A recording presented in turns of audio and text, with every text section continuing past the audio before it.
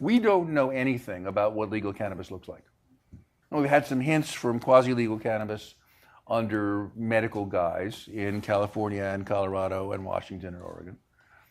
We have not seen a full-fledged legal commercial market with advertising and sports team sponsorship and sub-rosa attempts to entice as many 12-year-olds as possible into becoming potheads.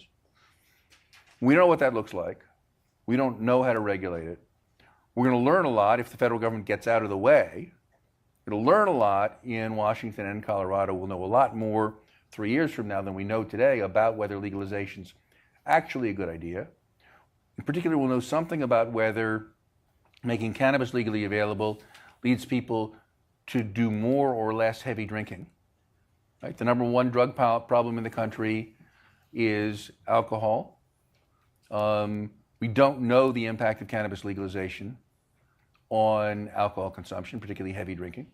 It could come out either way. I think people who have a strong prediction about that are bluffing.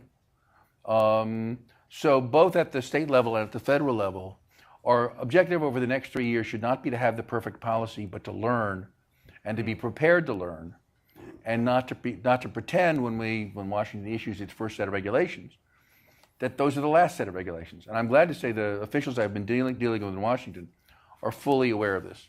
And it's one of the few states that might actually be able to do this successfully.